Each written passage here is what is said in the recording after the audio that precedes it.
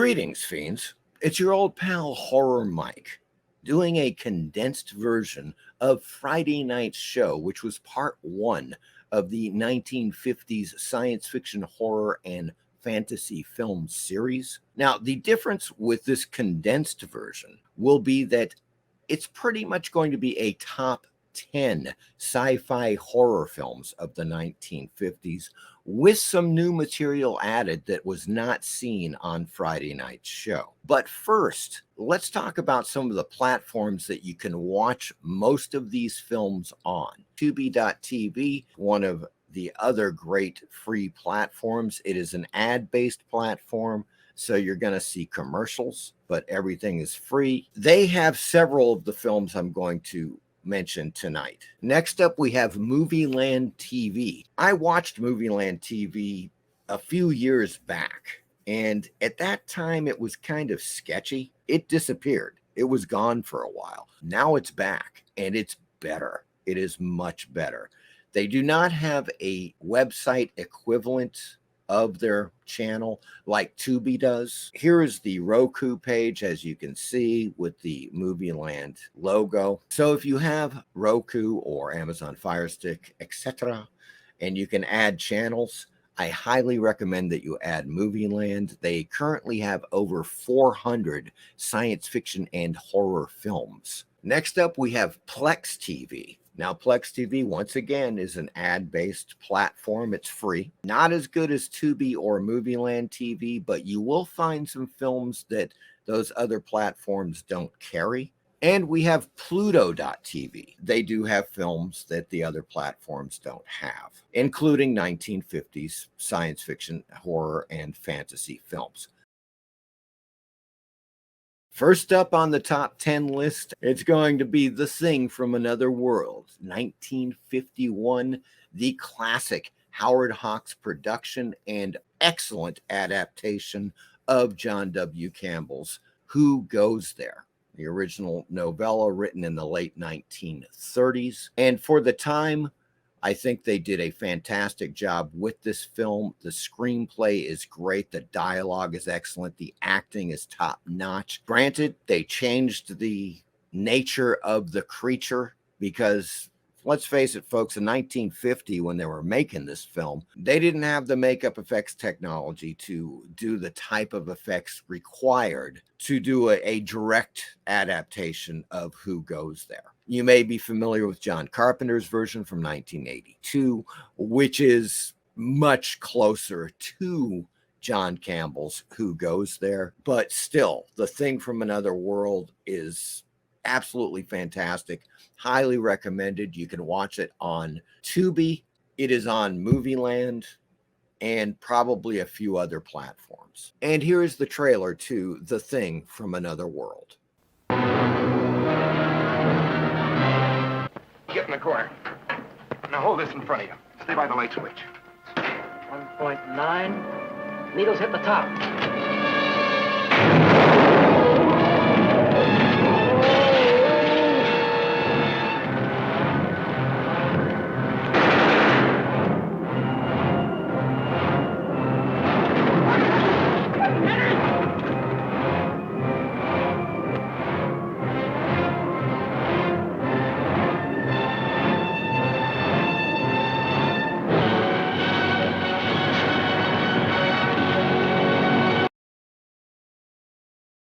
Next up on the top 10 list, of course, we could not leave this out. One of the greatest Universal monster movies ever made. I think James Whale's Frankenstein and Jack Arnold's Creature from the Black Lagoon are the two greatest Universal monster movies ever made. From 1954, a strange prehistoric beast lurks in the depths of the Amazonian jungle.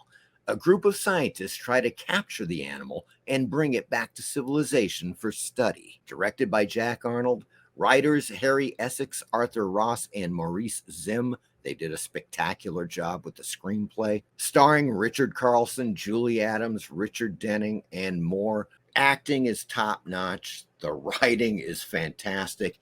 And of course, it is one of the greatest creature designs and executions, with an excellent team of makeup effects artists and designers, including Millicent Patrick, Jack Cavan. You cannot beat it. Naturally, somebody's trying to do a remake of it. I think it's Blumhouse. Ah, God have mercy on our souls. And we continue to cook along with Them, 1954. Again, this is one of those incredible films that is void of BS padding. It is balls to the wall from point A to point Z. They don't mess around. The earliest atomic tests in New Mexico caused common ants to mutate into giant man-eating monsters that threaten civilization. The first 30 minutes of the film, you don't see any creature. When they're trying to figure out what has horribly killed these people, which is obviously something not human, and you have sandstorms in the desert at night, the creepiest atmosphere that could possibly be created as they're looking at these partially destroyed convenience store, general store in the desert. These scenes are classic horror. They were just going for that sense of total dread and suspense, and they nailed it. Here's the trailer to Them. We may be witnesses to a biblical prophecy come true, and there shall be destruction and darkness come up in creation, and the beast shall reign over the earth. Yes, the earth, the skies above and the seas below, infested by swarms of nightmare creatures, crueler, deadlier than the armored giants of prehistoric eras. Here is a wild, headlong flight into terror as the desert erupts with the grim battle for survival.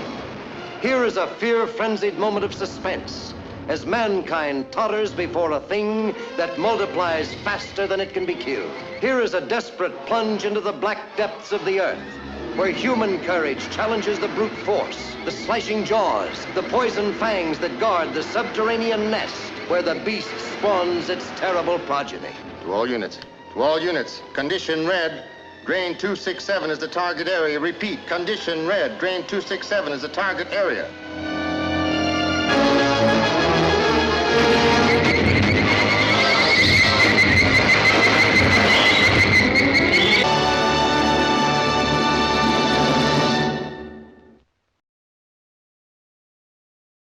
Next up, from 1955, we move across the pond to the Quatermass experiment from none other than the great Nigel Neal. As it states, Professor Bernard Quatermass' manned rocket ship returns to Earth, but two of the astronauts are missing, and the survivor seems ill and unable to communicate. Director Val Guest. Writers Val Guest, Nigel Neal, and Richard Landau, starring Brian Donlevy as Professor Quatermass, with Jack Warner and Richard Wordsmith. There is a trilogy, folks. You've got the Quatermass Experiment, or The Creeping Unknown, Quatermass 2, and the third film, Quatermass and the Pit. You've got the BBC 1950 series Quatermass and the Pit, which is about 3 hours long, as I recall, and it's fantastic. It was serialized. And you've got 5 Million Years to Earth, which was a film released theatrically.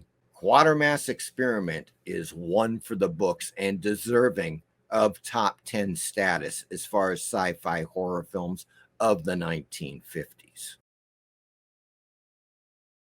Next up, 1956 and Invasion of the Body Snatchers, the first adaptation of the Jack Finney novel from the same decade. Directed by Don Siegel, starring Kevin McCarthy and Dana Winter in the lead roles. Don Siegel creates this adaptation of the Jack Finney novel. And basically, his adaptation is like, instead of the communists, I've got aliens that are taking over. They assimilate the humans, take over their forms, and you can't tell. But there's something missing from the humans after they've been assimilated. And people know it. Little Jimmy Grimaldi could tell.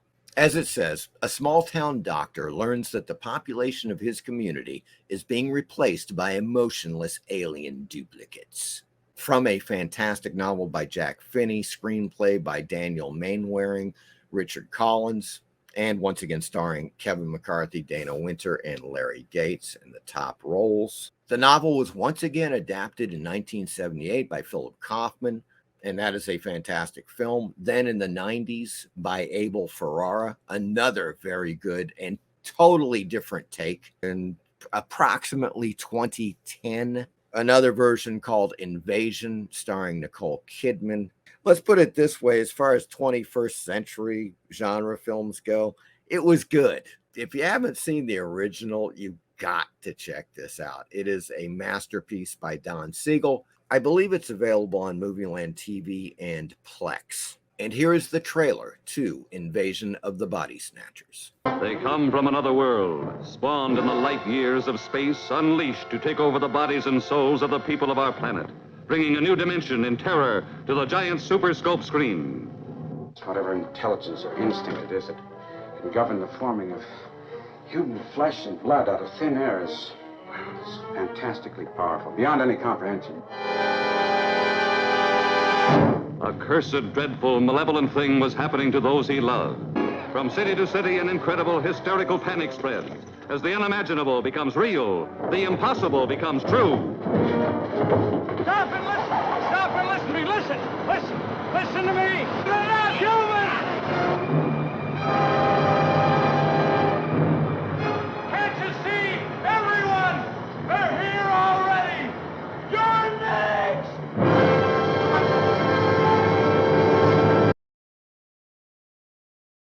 Next up, another top-notch sci-fi horror film, this time from 1958. We have the indescribable, the indestructible, nothing can stop it, The Blob, starring Steve McQueen and a cast of talented young people. As the trailer says, and you will soon see. Of course, this was produced by Jack Harris, and one of the shortest descriptions on IMDb, no doubt. An alien life form consumes everything in its path as it grows and grows. This is a film, folks, that scared the hell out of me when I was a kid.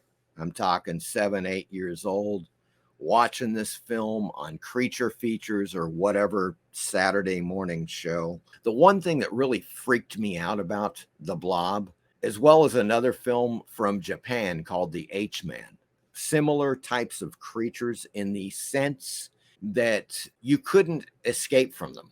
You couldn't hide. You couldn't barricade yourself in a room because they were coming through any crack. These were creatures without form that were kind of hovered between a gelatinous and liquid form. Unless you could figure out the Achilles heel of the creature, you're toast. There's no way you can escape it. And as a child, when I thought about that concept, I was like, oh my God, this is it. This is the most horrifying creature ever created.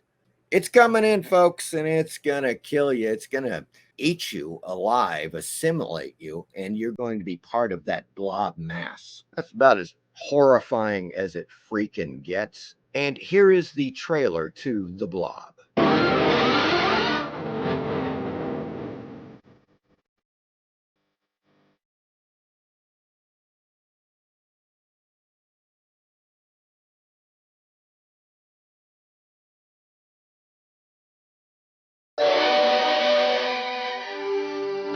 Then on, there's no stopping the Blob as it spreads from town to town.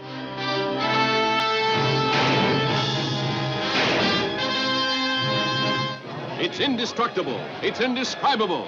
Nothing can stop it.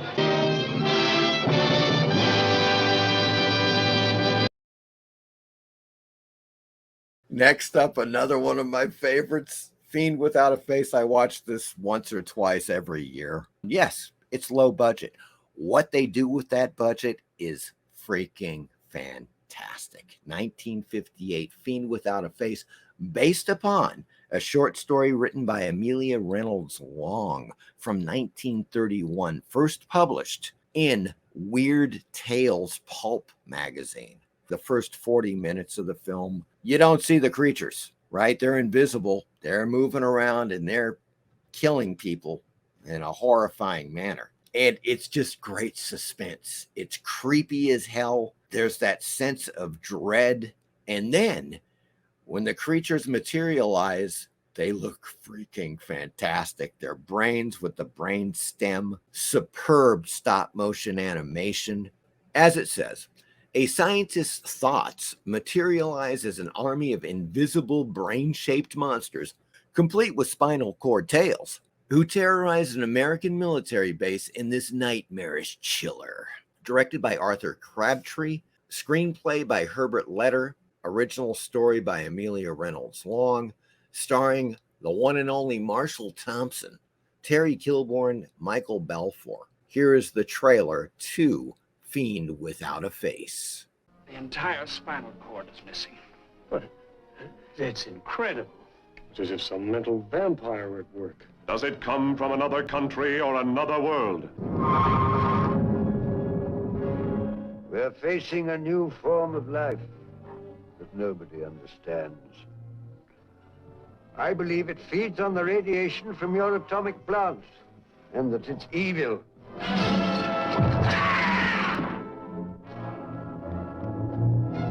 We've got to stop him. There's only one way: shut down your atomic plant.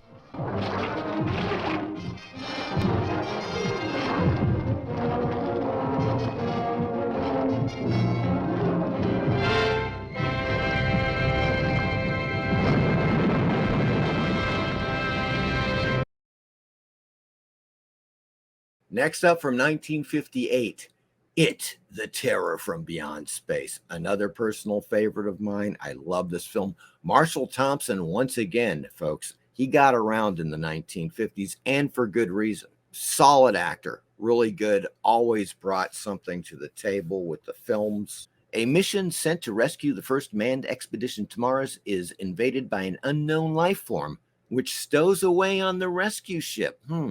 That sounds a little familiar. The same company that made this film did sue the makers of Alien, including Dan O'Bannon, Ronald Shusett et al. After a lengthy court battle, they lost. Okay, but there have been absolute direct comparisons made, and I think rightly so, from It, the Terror from Beyond Space to Alien. Directed by Edward Kahn, written by Jerome Bixby. Jerome Bixby was quite a writer in the 1950s, 60s, and 70s. He is credited for writing screenplays or teleplays for such shows as the original Star Trek, the original Twilight Zone. So Jerome Bixby writing the story and original screenplay for It, the Terror from Beyond Space sent it to the next level. Could the monster have been better? Sure, like every other monster in hindsight. After all, this was a rather low-budget film. Once again, I think the creature portrayed by Ray Crash Corrigan, who I think did a great job. They keep him kind of in the shadows a lot, which is a great idea. One of those classic concepts where you have a creature that is killing the crew off one by one, and they're trapped on the ship with it. There is no escape. They must destroy this creature or be destroyed themselves. Check out the trailer for It, the Terror from Beyond Space.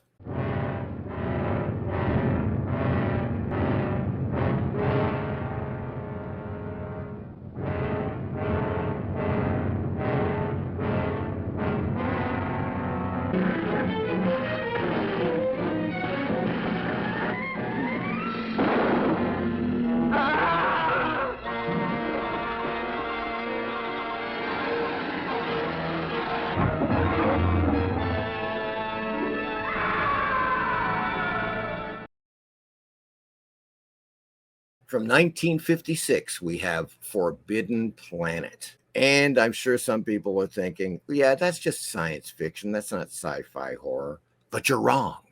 It is pure science fiction horror, and I will show you why. Let's take a look at the description. A starship crew in the 23rd century goes to investigate the silence of a distant planet's colony, only to find just 2 survivors, a powerful robot, and the deadly secret of a lost civilization. Now, folks, that lost civilization is known as the Krell. And in this film, and what makes it somewhat similar to Fiend Without a Face is the fact that you have a scientist that is working with telekinetic powers, and that is through the technology that the Krell has left behind. And basically what happens is that his subconscious, his id, transforms into this monster, an invisible monster that starts killing the crew of the starship off one by one. For the first 30 minutes, 40 minutes, you don't see the creature at all. It's an invisible, murderous entity, right? And it's tearing these men apart.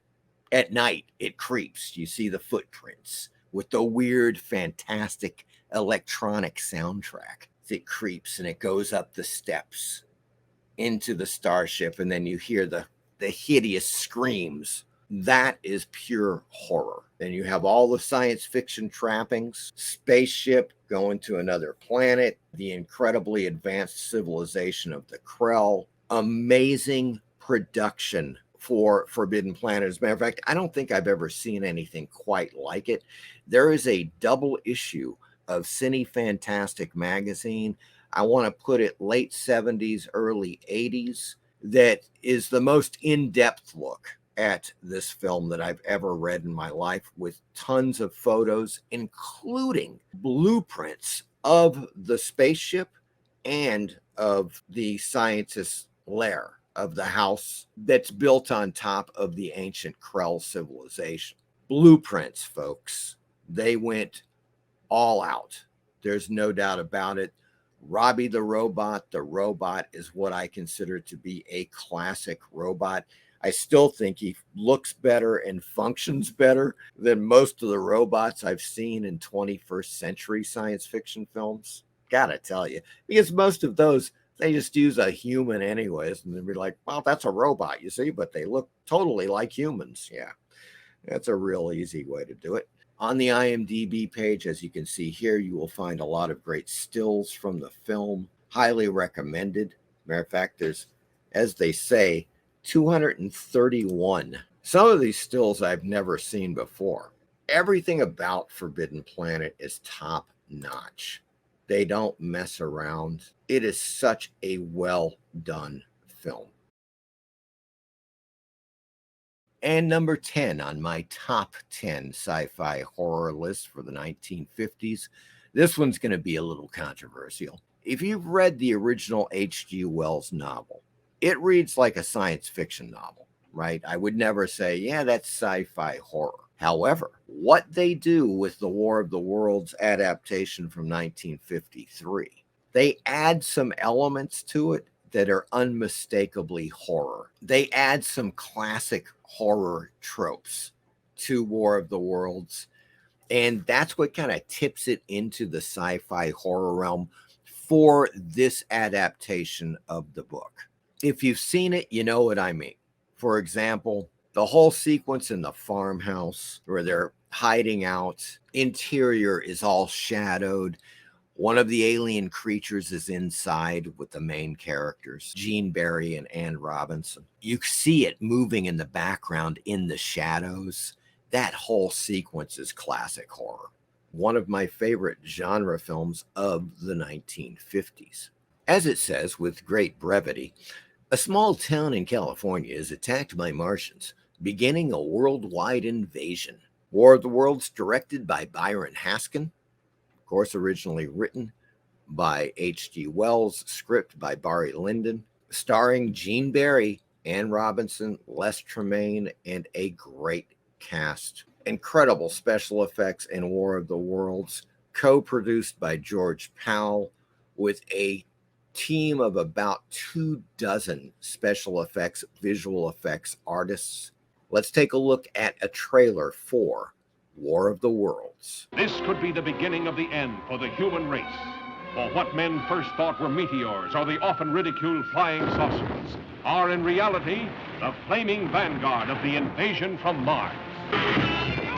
Is there nothing that can stop the Martian death machines? Guns, tanks, bombs, they're like toys against them. Human beings cower before the onslaught of these unearthly enemies, whom no one has ever seen.